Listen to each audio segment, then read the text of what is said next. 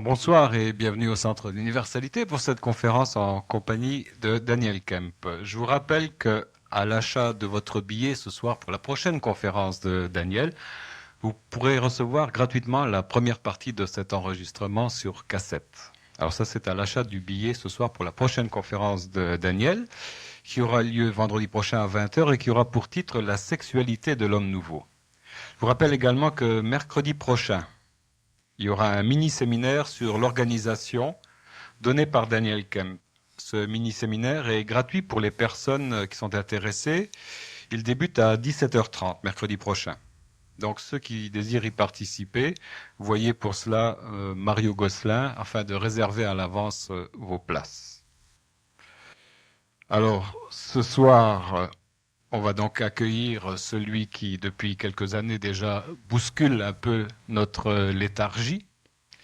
Il est là pour donner des coups de boutoir, pour réveiller les morts vivants, Monsieur Daniel Kemp. Avant même que la conférence ne commence, il y a déjà une question qui est arrivée ici en avant.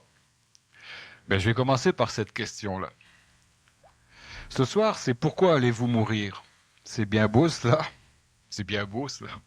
Mais j'aimerais bien savoir pourquoi je vis. Merci. C'est évidemment, en sachant pourquoi on meurt, on va savoir pourquoi on vit. Et le contraire, ça se peut pas, savoir pourquoi on vit et savoir pourquoi on meurt. Oui, c'est la même chose.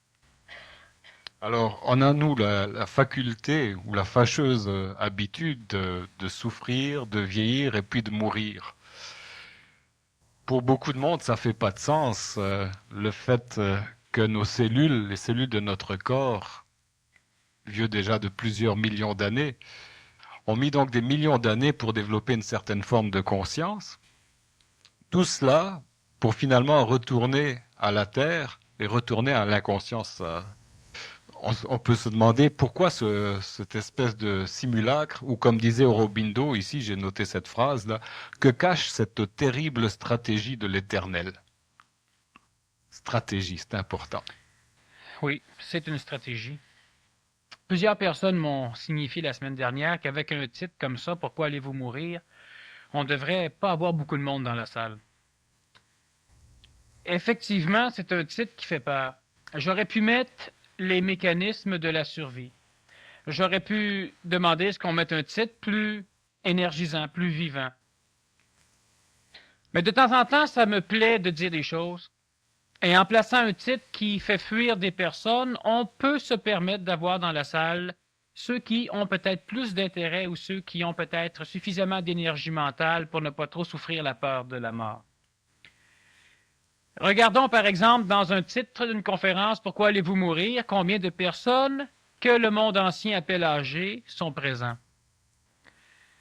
Alors habituellement, ces personnes ont une forme énergétique relativement avancée parce que bien des jeunes ne sont pas capables de supporter l'idée même de la mort. Parler de la mort comme un humain, c'est essayer de se créer un monde joli, paisible, meilleur et supérieur au monde des vivants. Et parler de la mort en fonction d'une conscience, parler de la mort en fonction d'une vision planétaire, sinon galactique, cela veut dire parler de la mort en fonction justement de stratégie. Lorsque j'ai débuté mes conférences ici au centre, il y a de cela 2 ans, j'avais dit que l'être humain signait son contrat de mort à la naissance. Et tout au long de sa vie, s'il ne refusait pas de parler de la vie, il refusait presque toujours de parler de la mort. Quand l'humanité a-t-elle commencé à parler un peu plus de la mort? Lorsque des médecins, lorsqu'on a écrit sur la vie après la vie, lorsqu'on a essayé de reconstruire le concept du paradis.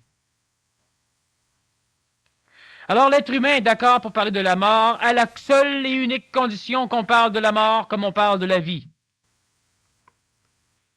Mais la mort n'est pas la vie.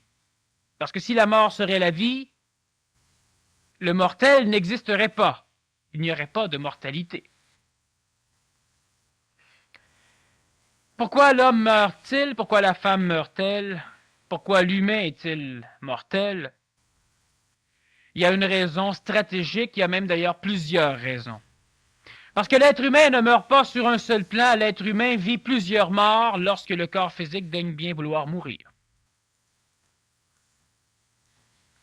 Alors je vais aborder le sujet d'une façon plutôt cosmique, plus que d'une façon spirituelle, religieuse, morale, sécurisante.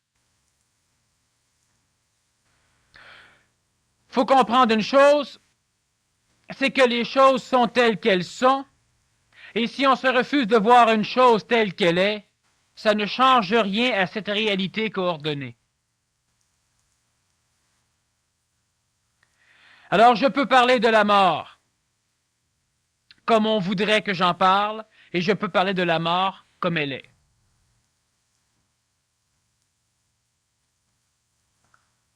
Ça va dépendre de François. Alors vous saurez sur qui lancer vos tomates.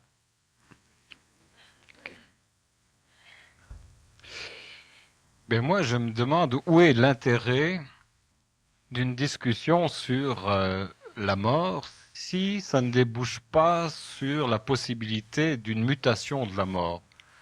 Un petit peu comme dans l'expérience qu'a vécue la compagne de Robindo, mère, au niveau du mental de ses cellules, où elle entrevoyait la naissance d'un nouveau corps pour l'humanité. Donc de la mutation de la mort, ce qui m'intéresserait peut-être comme sujet en particulier. En dehors des croyances en la réincarnation ou des croyances en la transfiguration ou des croyances à la mort définitive et puis il n'y a plus rien, etc. Toutes ces choses-là, là, on constate le fait, comme tu dis, les choses sont ce qu'elles sont. On est mortel, à date jusqu'à preuve du contraire. Maintenant, est-ce que notre corps ou l'intelligence qui gouverne nos cellules ou l'univers, dans cette stratégie-là, est-ce qu'on peut entrevoir le dépassement de cet état de mortalité-là, d'une mutation de la mort? C'est ça qui m'intéresse. Est-ce qu'il y a des exemples dans l'humanité?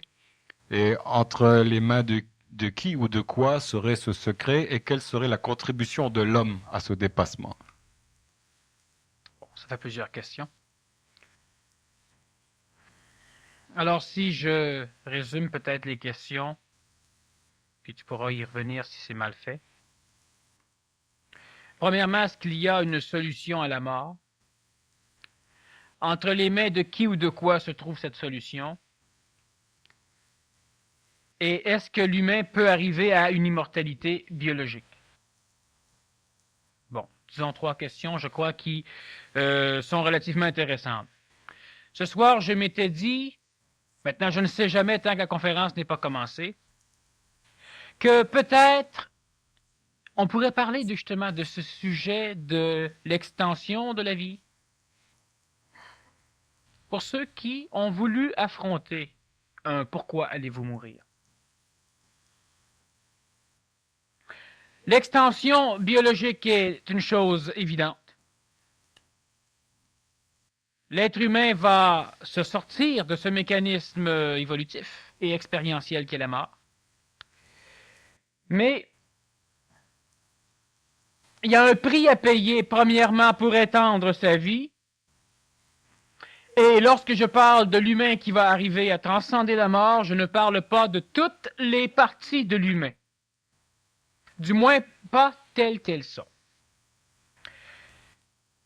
Alors, veut pas, je ne peux pas dire, parce que je peux le dire, mais ça serait exprimer une chose qui fait partie de l'illusion de l'homme, qui fait partie du mensonge cosmique, qui fait partie de la tradition de perdition des forces évolutives. Je pourrais dire, mais c'est faux, que l'humain tel qu'il est, dans sa conscience, comme dans sa conscience astrale, comme dans sa conscience biologique, va être capable de transcender la mort, c'est-à-dire de ne plus mourir, tout en restant intégralement ce qu'il était. C'est faux. Même dans le continuum appelé la vie, l'être humain n'arrive pas à conserver l'intégralité mémorielle de son corps physique, ni de son corps psychologique. Alors l'être humain grandit, donc le corps physique de l'enfant meurt pour renaître. Alors de ce fait même, l'intégrité mémorielle du corps physique n'est pas gardée. Et il en est de même pour la psychologie. L'être humain, par l'expérience, acquiert une nouvelle forme de pensée, acquiert de nouvelles formes d'expressivité qu'il appelle créativité, et il acquiert donc, il se transforme. Alors en partant, on ne peut pas parler d'une vie sans transformation. Il y a des moyens mécaniques, il y a des moyens techniques pour permettre l'extension de la vie, mais ces moyens nécessitent un travail acharné des individus qui voudront extendre la vie de leur corps physique.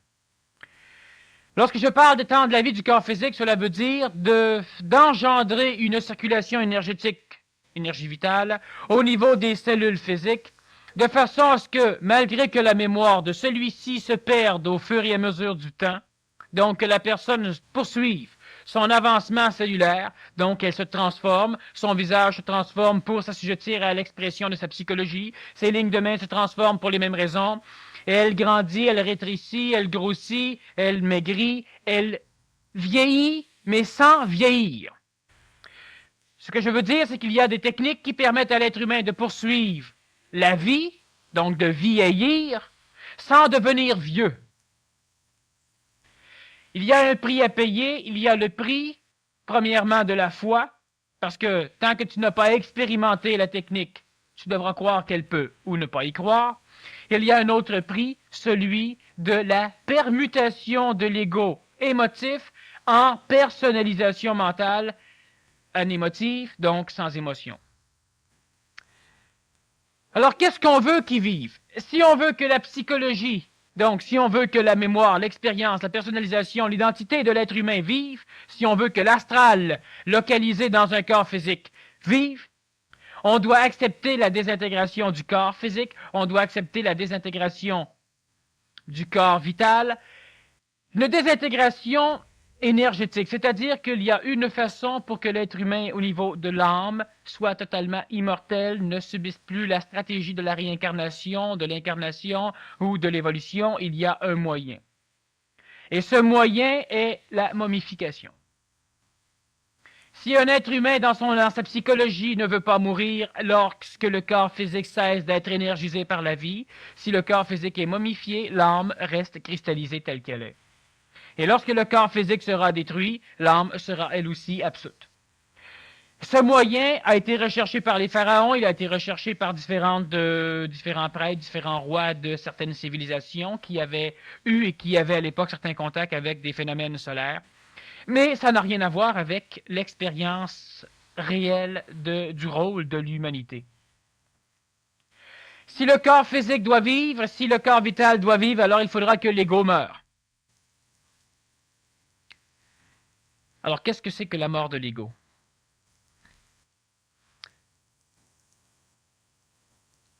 L'ego, c'est l'identification absolue dans le contexte terrestre de toute l'expérience d'un corps physique allié à l'expérience d'une humanité génétique familiale, allié à l'expérience de l'humanité sociale. Cela veut dire que cet ego qui vit et qui est l'identification absolue d'un contexte local est la personnalisation expérientielle de l'humain sur la planète. C'est cet ego qui croit avoir la vie, c'est cet ego qui croit détenir le contrôle sur l'évolution, c'est cet ego qui, de par le fait, veut évoluer parce que tanné de souffrir, et c'est cet ego qui pose la question « Pourquoi vais-je mourir ?» C'est cet ego aussi qui fait que l'être humain nourrit son ego au lieu de nourrir son corps physique. C'est cet ego qui fait que l'être humain s'habille mal parce qu'il habille la psychologie de l'ego. S'il est beau, il se sent bien. Alors, malgré l'inopportunité, malgré le manque d'écologie au niveau biologique. Alors, c'est l'ego qui pose la question et qui dit « Pourquoi vais-je mourir ?» Et c'est l'ego qui entreprend la conceptualisation de théories sur la réincarnation, sur l'incarnation, sur la finalité après la mort, sur les dieux, sur les énergies salvatrices, sur les extraterrestres, sur tout ce que vous voudrez. Et c'est cet ego qui tue le corps physique.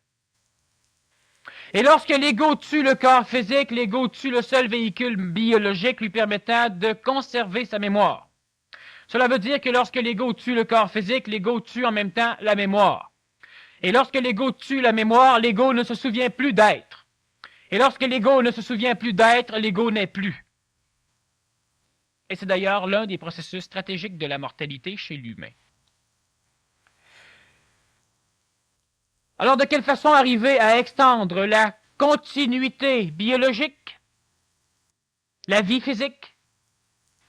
il faut pour cela que l'ego cesse de vouloir vivre. Parce que la psychologie de l'humain canalise presque 75% des énergies vitales dans la cristallisation de la mémoire expérientielle de l'âme, donc de la mémoire expérientielle de l'ego, donc de la mémoire expérientielle de l'astral localisée chez l'humain dans le corps physique, interdisant par le fait même au corps physique d'avoir le potentiel nécessaire à la vie, donc à la transmission intégrale de la mémoire génétique. Cela veut dire que lorsque l'humain vit, chaque cellule se divise, chaque cellule se multiplie dans un moule parfait. Alors une cellule qui meurt, une cellule par exemple cutanée qui meurt, est remplacée par une cellule similaire. Parce qu'il y a eu multiplication des cellules, reproduction génétique impeccablement parfaite.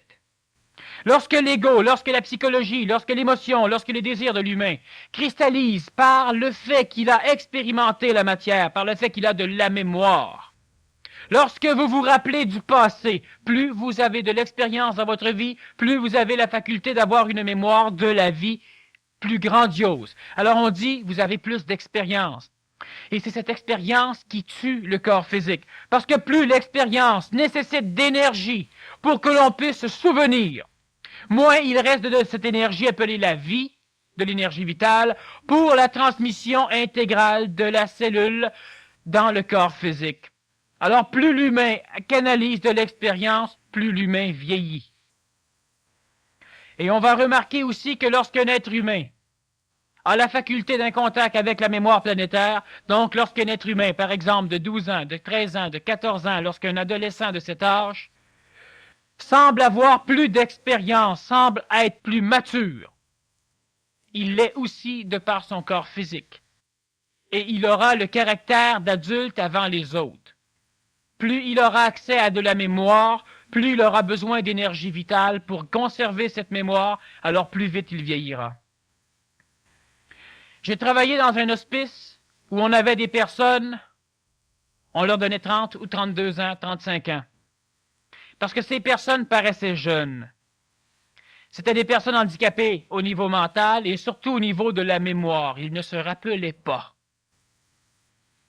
On peut presque dire qu'ils n'existaient pas dans leur propre conscience parce qu'ils n'avaient pas souvenir d'eux-mêmes. Et dans leur dossier, on notait 69 ans, 72 ans. Mais biologiquement, ça ne paraissait pas. 6 ans après, sur l'ambulance, je suis retourné dans ces cliniques. Et ces personnes avaient le même corps physique.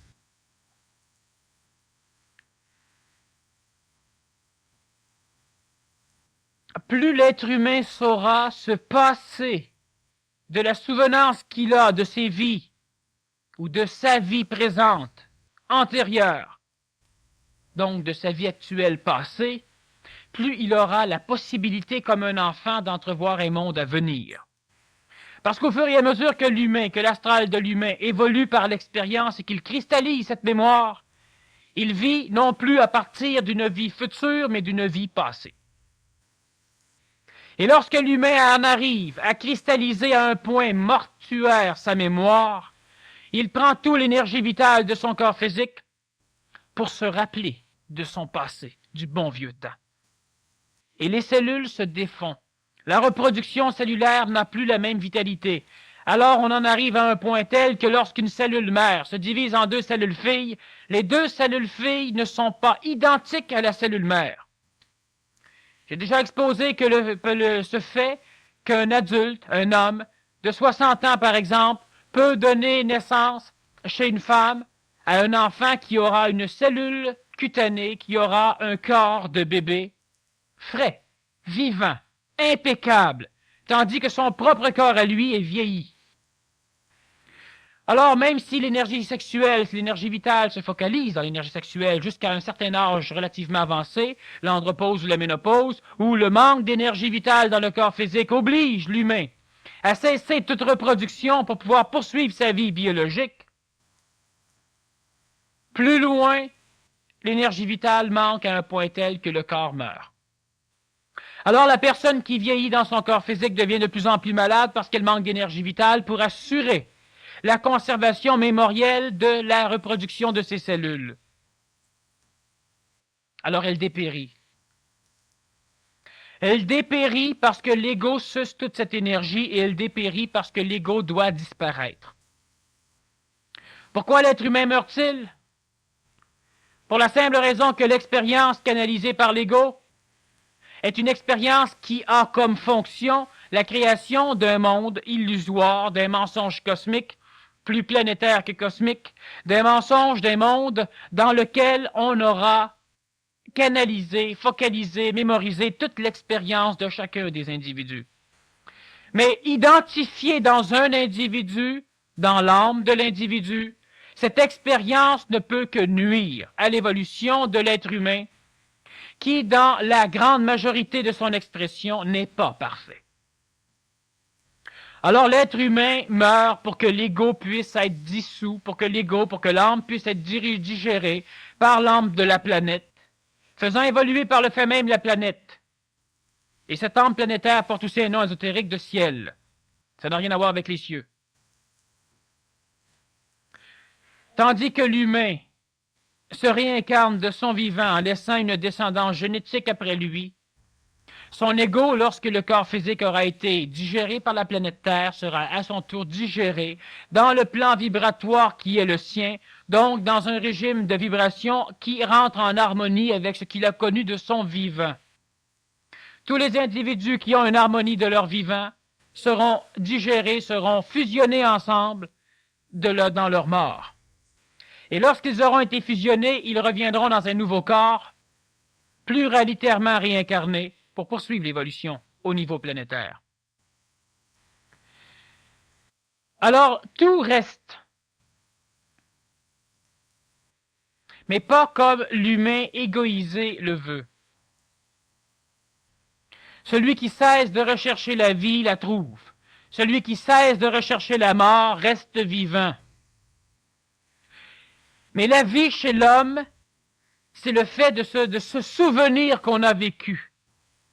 Parce que l'humain dit « je vis » parce qu'il constate qu'il a vécu. Alors celui qui dans ce sens ne vit plus, ne meurt plus.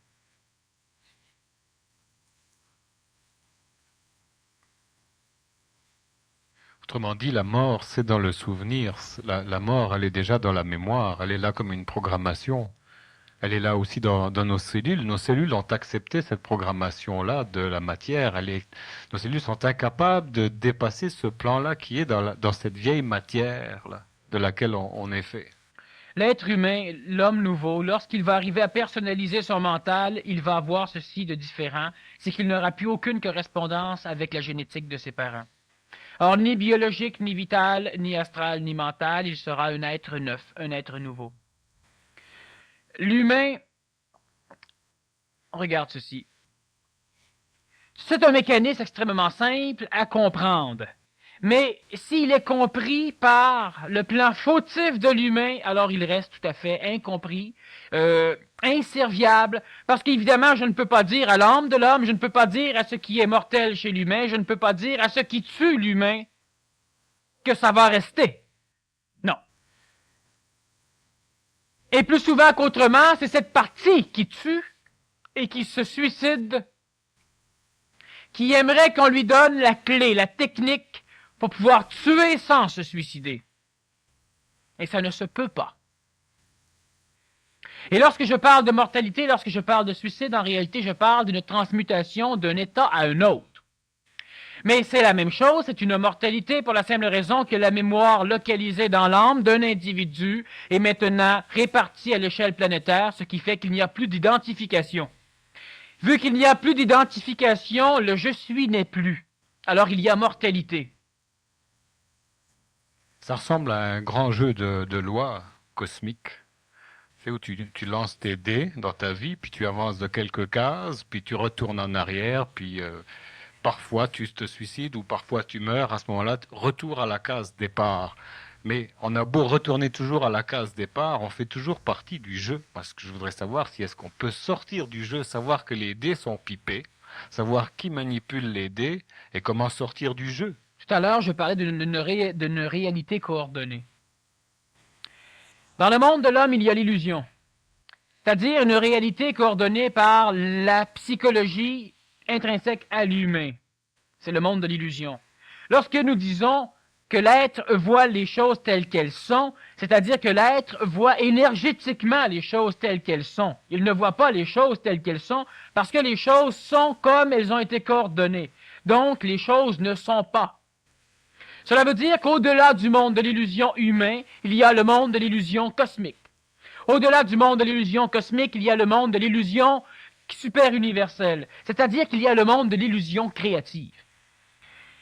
Qu'est-ce qu'une réalité? La réalité est l'apparence d'un monde.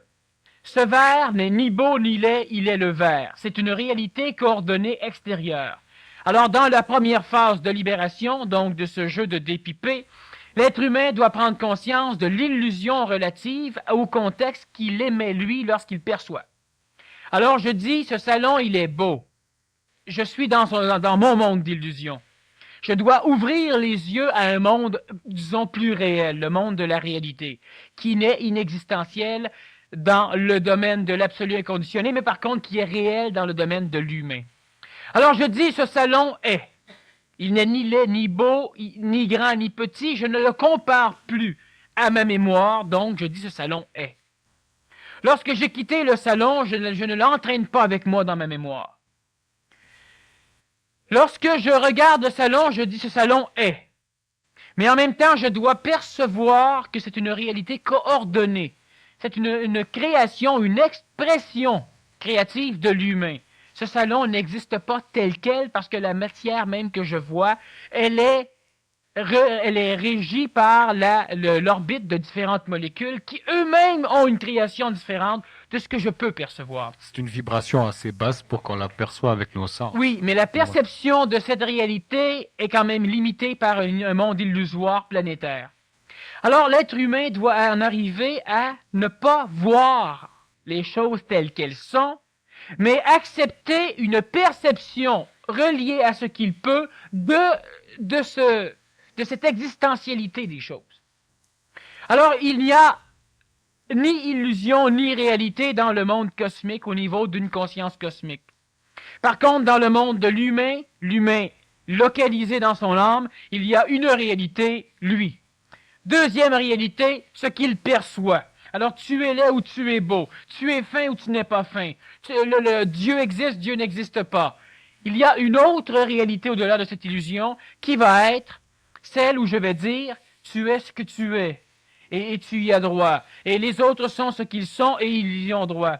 Et Dieu existe ou n'existe pas, je ne le sais pas. Mais au-delà de cette réalité, il y a une autre réalité. Donc, au-delà de cette illusion, il y a une autre réalité où, en fin de compte, les choses sont une expression vibratoire densifiée, donc fixée, mémorisée, de façon différente, créant des contextes d'expression dans le temps et dans l'espace différents. Mais encore là, tu vas découvrir une autre réalité jusqu'à un moment donné où tu vas découvrir une réalité inconditionnée, une réalité inexistentielle. Ce que moi j'appelle l'absolu inconditionné. C'est-à-dire que c'est un endroit où il n'y a rien parce que rien n'a été coordonné. L'être humain, dans cette région de l'espace-temps, peut créer, c'est-à-dire exprimer une chose incoordonnée mais déjà existentielle, il la coordonne, donc il crée. Parce que cette matière, elle est coordonnée, elle a une structure mémorielle, elle est coordonnée. Pour sortir de ce jeu de dés, il faut premièrement cesser d'y jouer. On ne peut pas se libérer d'un casino truqué en jouant dans le casino. Donc, l'être humain doit cesser d'entrevoir la mort et il doit cesser donc d'entrevoir la vie. C'est-à-dire que l'ego de l'humain ne doit plus cristalliser ses efforts pour pouvoir persévérer dans la vie en refusant de vivre la mort. Il doit plutôt circuler dans ce mouvement. Circulant dans ce mouvement, l'être humain doit laisser libre cours à ce qui va tendre à s'exprimer par lui. Cela veut dire que l'être humain ne doit plus se prendre au sérieux pour pouvoir délimiter ce qui va être exprimé par lui et délimiter ce qui ne le... Cela veut dire que lorsque l'être humain rencontre quelqu'un et qu'il a, à un moment donné, l'énergie de lui dire bonjour, il doit être capable, sans s'en rendre même compte, de lui dire bonjour. Cela veut dire que lorsque l'humain dit « Ah tiens, ben oui, ça ferait du bien de lui dire bonjour », ce n'est pas ça. Il crée un contexte. Il se rappelle qu'il a eu l'énergie de dire bonjour, il l'a bloqué. La conscientisant, il analyse si elle est bonne à exprimer ou non. L'être humain peut se sortir de ce mécanisme lorsque son ego est transmué en quelque chose d'autre. Lorsque l'expérience en arrière, alors je vais expliquer peut-être différemment. Il y a de l'énergie partout autour de vous. Cette énergie peut porter le nom d'énergie vitale, peut porter le nom de vie, peut porter le nom de force, peut porter le nom de Dieu. Dans cette énergie, je prends un peu de cette énergie et au niveau du contexte planétaire, disons qu'elle est limitée, parce qu'au niveau de l'humain, elle est limitée. Et c'est pourquoi l'humain meurt physiquement, vitalement et astralement. Alors je prends de cette énergie de la planète Terre et j'en crée un vase dans lequel je mets de l'eau. L'eau est créée par l'énergie de la planète Terre et le vase est aussi créé par l'énergie de la planète Terre.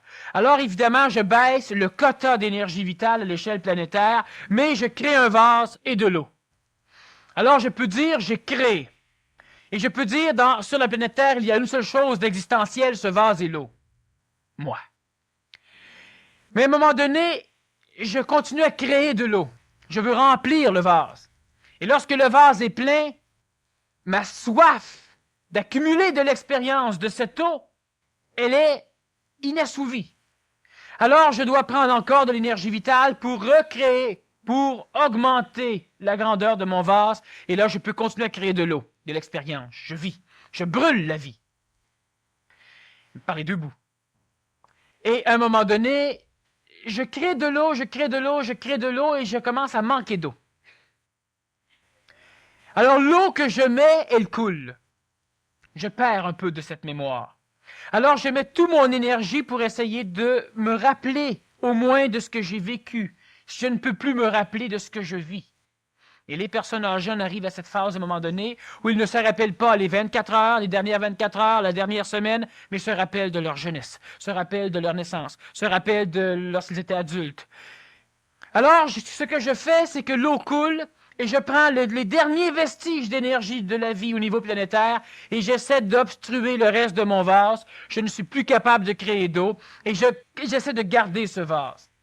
Mais ce vase, il a une tendance qui est désastreuse, c'est qu'il se défait pour revenir. La planète Terre, maintenant, vient rechercher de cette vie que celui a pris pour pouvoir revivre, elle aussi. Alors, lentement, ça se désagrège et tu perds toutes tes capacités, mais ton corps physique est complètement fini. C'est-à-dire que tu as tout pris l'énergie pour conserver ta mémoire. Il y a deux formes de mémoire chez l'humain. Il y a une forme de mémoire qui est chimique, elle ne dérange pas. Et il y a une forme de mémoire qui est énergétique, c'est elle qui tue. Cela veut dire que le fait que je sache qu'un verre d'eau peut contenir de l'eau parce qu'il est étanche à l'eau, il ne laisse pas sortir l'eau, c'est une mémoire qui est matérielle et qui peut être génétiquement, chimiquement mémorisée au niveau de mon cervelet, au niveau de l'hippocampe de mon cerveau et au niveau de d'autres régions de mon corps. Mais lorsque j'apprécie l'eau, lorsque j'ai peur de manquer d'eau, ce n'est pas chimique, ce n'est pas communicable par la chimie. C'est énergétiquement mémorisé. C'est là que nous nous épuisons. Chaque fois que je dis « le verre d'eau peut contenir de l'eau », ça ne crée rien chez moi. Chaque fois que je pense « merde, il ne reste plus d'eau ». Et là, mon corps travaille. Et là, le cœur accélère. Et là, il y a un mécanisme de défense à un choc. Ma psychologie puise de l'énergie vitale pour exprimer la mémoire, cette peur de l'eau, cette crainte de manquer d'eau, cette soif de vouloir, cette soif psychologique de vouloir de l'eau. Alors automatiquement, mon corps physique s'en sent. Cela veut dire que chaque fois que vous avez eu un désir et que vous avez voulu qu'il se réalise, vous avez cristallisé le désir en mémoire, donc vous êtes souvenu de ce désir. Cela veut dire que vous avez puisé dans votre corps physique l'énergie vitale pour garder la vie à ce désir, et cela veut dire que vous avez vécu une émotion. Et chaque fois que l'être humain vit une émotion, il tue son corps physique. Il y a certaines formes d'émotivité qui épuisent dans le corps physique et entraînent en même temps un retour d'énergie. Mais toutes les énergies que l'antique religion appelle péché, appelle faute, appelle basse morale, appelle défaut, sont des énergies émotives qui tuent, qui grugent l'énergie vitale de l'humain. Et le désir, quel que soit ce désir, est une énergie mortelle. Alors, il faut comprendre qu'effectivement, même notre émotion, qui est énergétique, qui n'est pas biologique, qui n'est pas mesurable, est mesurable par l'atteinte au corps physique. Lorsqu'une personne a peur, elle mémorise la vie, ou elle mémorise l'intégralité de sa structure physique. Je ne veux pas qu'il me tape un œil, ou encore je ne veux pas me faire tuer, je ne veux pas me faire mordre. Alors, elle met toute l'énergie de la vie dans cette mémoire égoïque de la vie. Ce sont donc nos émotions qui nous font vieillir, c'est ça que tu veux me dire. Et donc mourir. Et donc mourir. J'ai rencontré une personne sur l'ambulance qui avait eu le choc de sa vie. D'ailleurs, c'était vrai. La personne avait 32 ans. Elle était noire, cheveux noirs, elle était relativement d'apparence jeune. Lorsque nous sommes arrivés sur les lieux, cette personne aux cheveux blancs que nous avons ramassée, nous nous sommes renseignés auprès de la famille pour savoir justement les antécédents médicaux de cette personne âgée. Et cette personne avait 32 ans, elle avait le cheveu noir une demi-heure avant l'accident. Et elle a vieilli subitement d'un coup. Ça s'est déjà vu autrement. On a des personnes qui ont un cœur en parfait état et que soudainement, après un choc, et lorsqu'elles vont revivre le choc, elles vont carrément démolir l'énergie cardiaque, c'est-à-dire qu'elles vont canaliser, elles vont cristalliser la vie dans le cœur, ce qui va agglomérer soit du gras, soit du calcium, c'est-à-dire qu'on rend le cœur plus rigide, on le densifie, et à un moment donné, on souffre d'angine de poitrine si ça n'aboutit pas en infarctus. Alors, l'émotivité, une grande partie de l'émotivité de l'humain est une émotivité tout à fait reliée au plan de l'âme, au plan de l'ego, qui tend à vouloir vivre aux dépens de la vie. C'est ce qui fait vieillir le corps physique, et le corps physique étant le véhicule par excellence, permettant la conscientisation mémorielle, donc permettant l'expérience de l'humanité, de la terre, de la matière chez l'humain, et permettant surtout le contact avec l'esprit de l'être humain. Si on détruit le corps de chair, évidemment, tout le processus est détruit au complet, parce que l'ego qui a détruit le corps de chair ne peut pas vivre tel qu'il est, parce qu'il est un être tuant, un être mortel, un être meurtrier aussi. Alors l'ego est donc divisé. Il va se fusionner à tous les égos similaires, donc à l'âme, on parle du ciel. Il va donc retrouver tous ceux avec lesquels il a vibré au courant de sa vie pour pouvoir recréer une nouvelle expérience au niveau du plan biologique planétaire.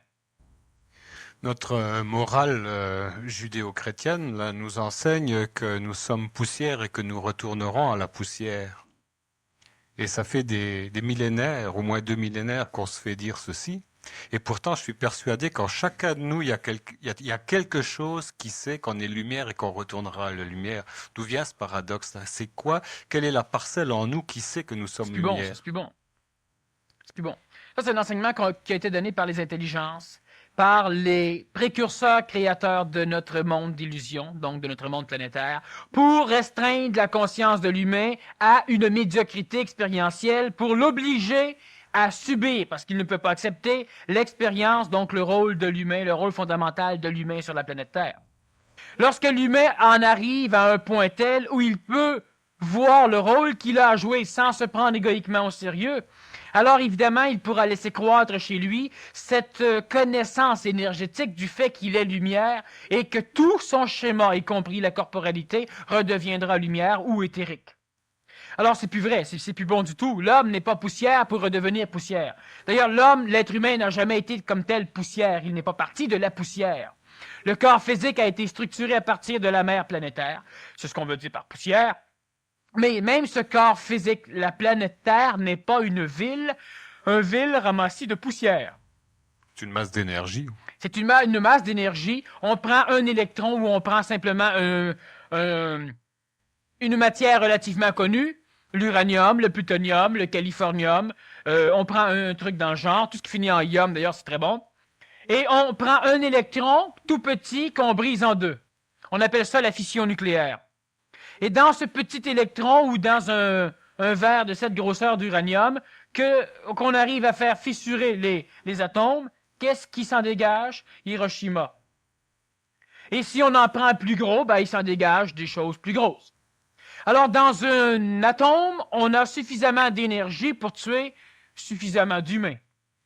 Alors la matière, ce n'est pas de la vile matière, parce que ne brisez jamais la matière. L'énergie condensée dans la matière, la densification des énergies pour créer l'atome, cette matière, c'est de la lumière. Et lorsqu'une bombe nucléaire explose, cette matière se transforme, Dieu le sait, et l'humain maintenant aussi, en lumière. Alors, chaque être humain est une extraordinaire réserve densifiée d'énergie lumineuse, mais elle a été coordonnée dans une forme mémorielle particulière pour une fonction particulière. Et cette fonction particulière, je la répète, un jour je pourrai peut-être revenir sur ce mécanisme en l'expliquant plus clairement, que le rôle majeur de l'humain est d'arrêter l'évolution expansive de l'univers. Dans toute la psychologie ésotérique, on nous dit que l'esprit a pris un corps, s'est matérialisé, on appelle toute cette phase-là l'involution, jusqu'à nos jours, et on nous fait savoir qu'un jour la matière doit être spiritualisée. L'esprit ou l'énergie doit spiritualiser la matière. À quel moment est-ce que ça peut se faire et sous l'effet de quelle crise?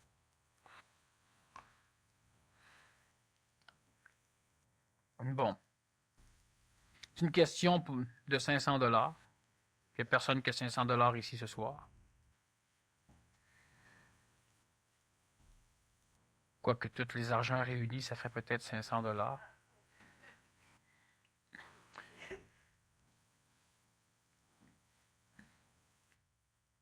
Il semble que c'est toujours repoussé cette échéance-là, parce que si on regarde dans toute la période d'involution, qu'on passe la Lémurie, l'Atlantide et puis la race indo-européenne, etc., il y a toujours eu des messies, des sauveurs, des ajusteurs de cette évolution-là. Mais l'évolution était planétaire à cette époque, tandis qu'aujourd'hui, elle est aussi planétaire. C'est-à-dire que les avatars, les messies, tout cela, lorsque sur la Lémurie, on parlait de fin de l'involution, en réalité, on parlait de la fin de l'involution d'un plan d'énergie.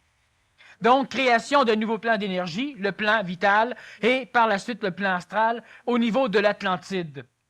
Lorsque Noé, en Atlantide, a sacré son camp avec ses 2 arches, dont l'une a atterri en Turquie et l'autre en Amérique du Sud, lorsqu'il est parti, il avait déjà cet apanage du corps astral, qui fait partie de l'involution de l'énergie supramentale, mais qui, au niveau de l'humain, fait partie de l'évolution, parce que ce corps de chair et d'énergie vitale avait maintenant la faculté de constituer une psychologie mémorielle, un corps astral beaucoup plus élaboré que ce qui existait en Lémurie ou à la fin de la Lémurie.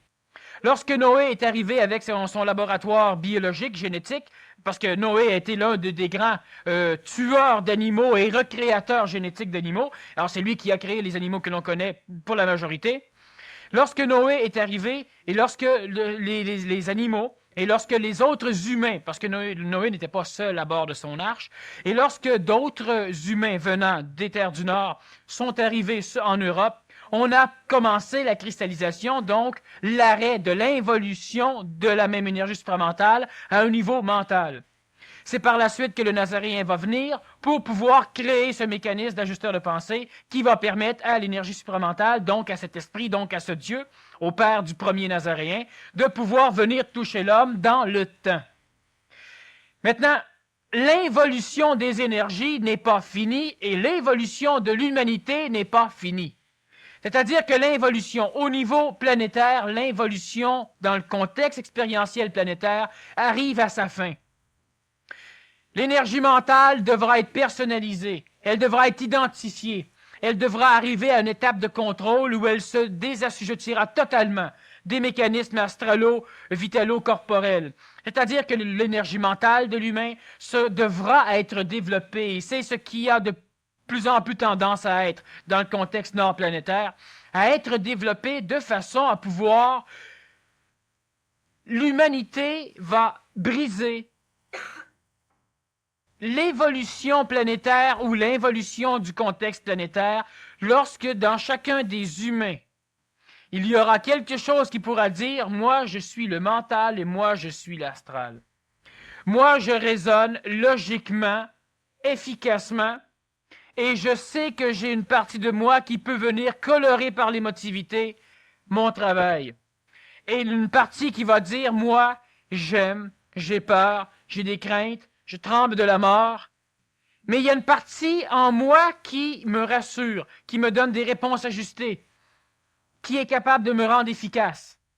Lorsque le mental est personnalisé et que l'astral est personnalisé, alors automatiquement la descente des énergies expérientielles planétaires s'achève.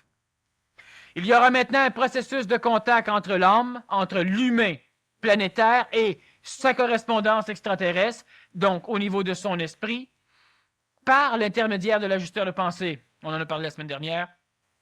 Alors, on approche de cette terminalité de l'évolution, disons, rétrograde de l'humain. On approche. Mais ça n'a rien à voir avec l'ego. L'ego, lui, ne verra pas ça. Donc ça veut dire que l'homme est encore pas intégral. Oh non, oh Il n'a non. encore pas rapatrié la conscience de tous ses corps. Il a conscience de quoi? Du corps physique, vital, astral, mental inférieur, on va dire. Bon, la conscience de l'instinct. La conscience de Qu'est-ce l'instinct. qui lui reste à rapatrier comme corps ou comme principe d'énergie? La constance de l'instinct. Cette matière, elle a une conscience d'elle-même qui est tout à fait imperceptible par l'humain. La conscience qu'elle a d'elle-même, c'est la mémorisation de cette forme, donc ce verre ne change pas. S'il est coordonné par une énergie supérieure, par un événement, par quelque chose de vivant ou par un être humain, sa forme change, indépendamment de lui. Il meurt. La conscience vitale, l'instinct. L'instinct, c'est programmable. L'instinct, c'est la programmation génétique. L'instinct, c'est la programmation neuronique. L'instinct, c'est la programmation cellulaire d'un corps vivant à un autre. La plante, elle a un instinct. Elle va croître dans une forme particulière gérée par son instinct. On appelle ça la nature. Elle va avoir un phototropisme ou elle n'en aura pas. C'est-à-dire qu'elle va suivre le cheminement du soleil ou elle ne le suivra pas. Cette plante peut se fermer la nuit, s'ouvrir. Tu peux lui toucher, alors elle se ferme. Cette plante peut se nourrir d'insectes, elle a donc une conscience un peu plus avancée. La conscience vitale, donc cette énergie de l'instinct chez l'animal, elle fait ceci. Dernièrement, ma fille, elle a ramassé un écureuil d'une semaine et demie qui était tombé en bas du 3e, où je reste. Alors, on l'a élevé. Et présentement, il approche de quoi, 1 mois et demi, 2 mois. Et cet écureuil, élevé dans un contexte tout à fait différent, ce qu'il a de l'apprentissage au niveau donc de l'évolution génétique, c'est impeccable. À un moment donné, cet écureuil a dû apprendre à téter dans une cuillère pour pouvoir boire, pouvoir survivre. Alors, il y a une adaptabilité au niveau de l'instinct de survie. Ça, il peut apprendre, ça fait partie des mécanismes d'adaptation. Mais cet écureuil, maintenant qu'il grossit, il essaie de se tenir assis, il lève une patte, que ce que tous les écureuils font. Mais lui, il ne le sait pas, il n'en a pas vu. Et à un moment donné, ses 2 pattes, il regarde et il tombe. Trop petit. Alors, quand on lui donne une arachide, automatiquement, il la prend, il commence à la mordre, il la tourne sur le bon bord, donc il attaque l'extrémité, il commence à la mordre, enfin, il n'est pas capable. Mais il a cet instinct d'être un écureuil. Alors, il est régi par cette conscience vitale, c'est-à-dire que l'énergie qui l'anime, lorsqu'elle traverse son système neuronique, son cerveau, suit un cheminement de connexion de neurones qui ne peut faire autrement que d'aboutir dans l'expression de l'écureuil. Elle est interprétée à ce moment. Automatiquement, mais par la génétique neuronique, par la biologie, par la matière de l'écureuil. Ça, c'est la conscience vitale. Alors, il aura donc l'instinct de survie, il aura l'instinct de reproduction et il aura l'instinct de l'amélioration de son corps physique. Alors, il va jouer. Présentement, cet écureuil joue et les jeux qu'il joue sont tout à fait les jeux qu'il a besoin de jouer pour apprendre à devenir un écureuil adulte. Il est programmé par cet instinct. Alors, l'énergie qui traverse la matière biologique de l'écureuil fait que dans l'expression, alors il est un écureuil tout à fait conventionnel. Bon. Ce qu'il a appris, c'est qu'il peut se coucher à côté de ma chatte. Et il peut jouer avec elle. Et il peut faire des choses dans le genre. Et ça, c'est de l'apprentissage. L'animal est capable, parce que ce n'est pas prévu dans sa structure biologique, il est capable d'adaptabilité, donc il est capable d'avoir une espèce de petit ego personnel. Il aura une mémorisation expérientielle propre à lui, mais très limitée.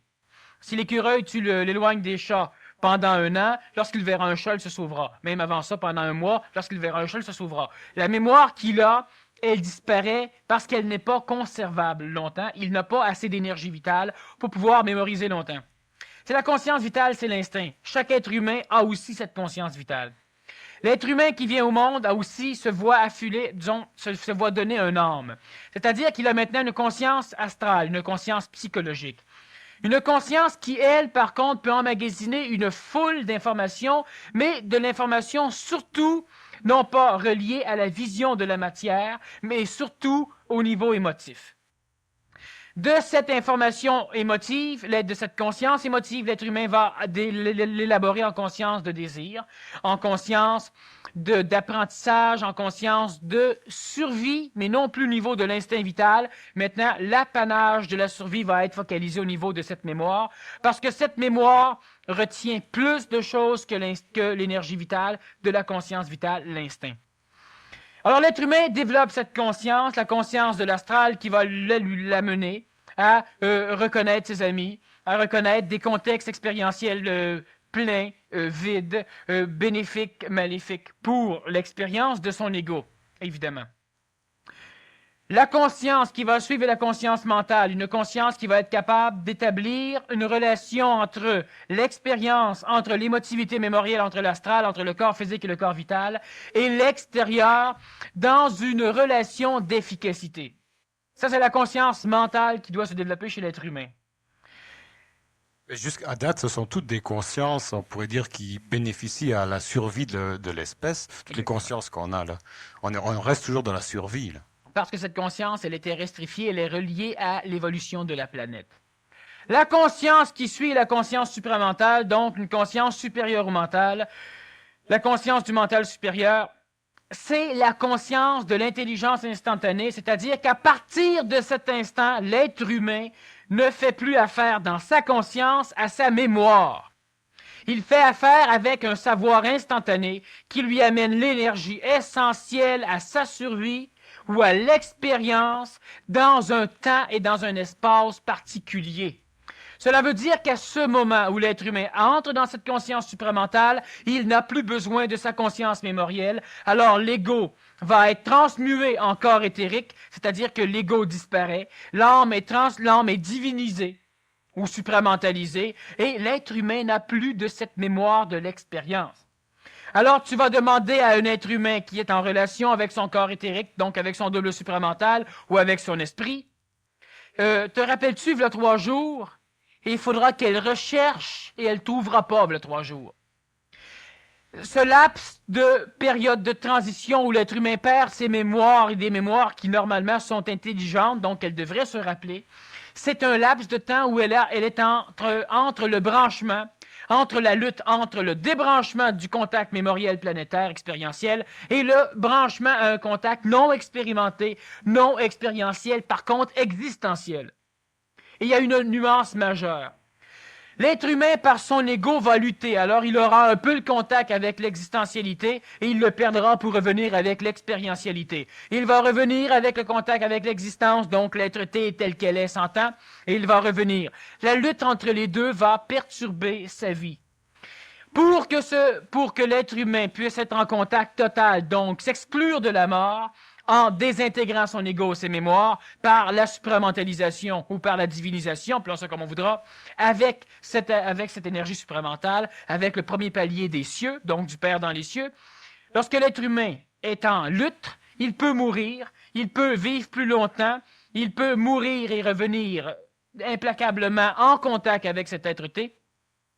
Habituellement, l'être humain qui vit avec les choses existentielles et non plus expérientielles, perd donc cette mémoire. Et à un moment donné, tu vas dire, qu'est-ce que tu as fait hier? Et l'être humain qui est en contact avec l'existence va pouvoir te dire, hier, j'ai fait, tu veux savoir quoi?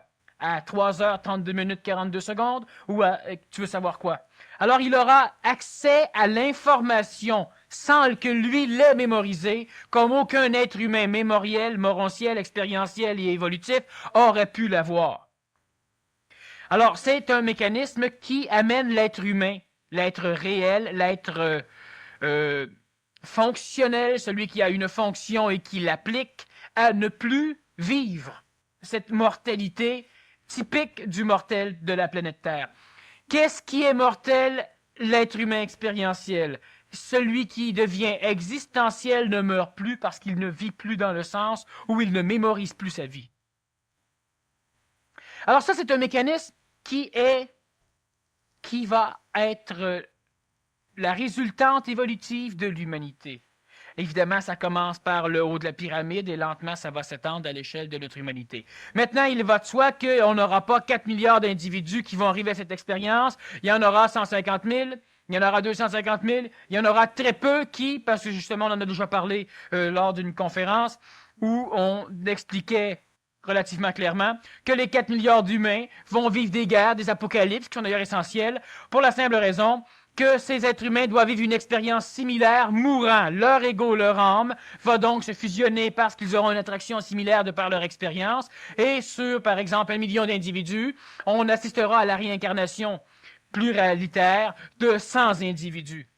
Et ces 100 individus vivront un mécanisme similaire, et lorsqu'ils se réincarneront pluralitairement, ils seront dans un corps physique. Alors, lorsqu'on parle d'élus, on ne parle pas d'élus avant l'Apocalypse, on parle d'élus après l'Apocalypse, parce que les élus vont naître suite au fusionnement des êtres humains expérientiels planétaires.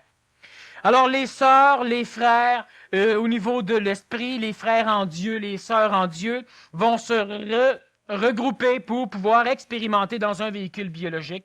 Alors évidemment, les pluralisations de l'expression de l'esprit sur la planète Terre vont donner naissance à cette race d'élus. Et tout le monde va faire partie de cette race d'élus. Il n'y aura pas du monde qu'on va cliquer dessus et du monde qu'on ne cliquera pas dessus.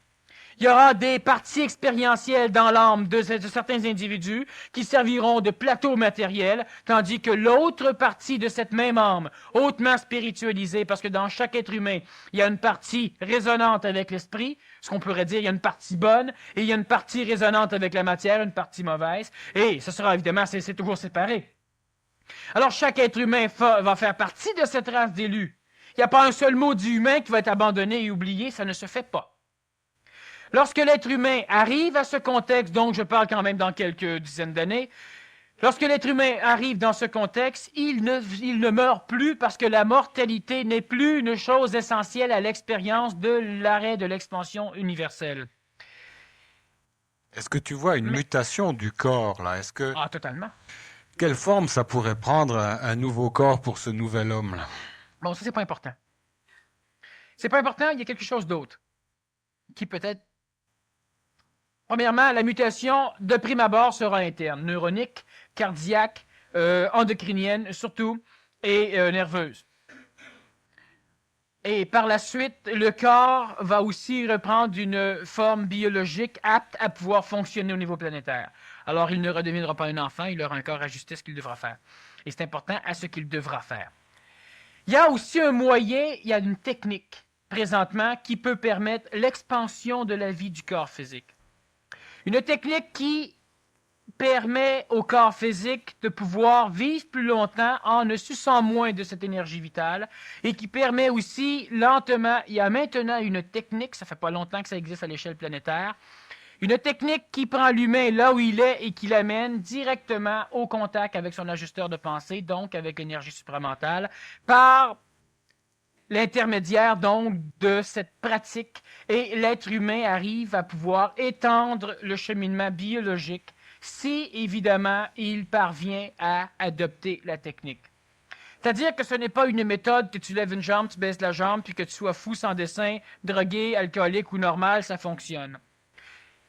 C'est une technique qui demande énormément de travail au niveau de l'individu et qui, dans un laps de temps relativement court, en delà de quelques années, la personne elle arrive à pouvoir fonctionner d'une façon transitoire vers le contact avec l'ajusteur de pensée. C'est-à-dire que l'être humain, aujourd'hui, est suffisamment énergisé pour pouvoir se payer le luxe, entre guillemets, parce que c'est permis à ceux qui le feront,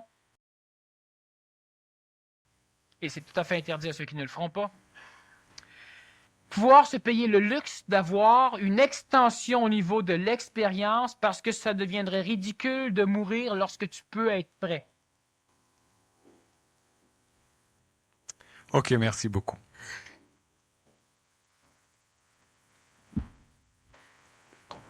Ça passe vite 1 heure. Alors je vous rappelle qu'à l'achat de votre billet, maintenant, vous pouvez avoir la première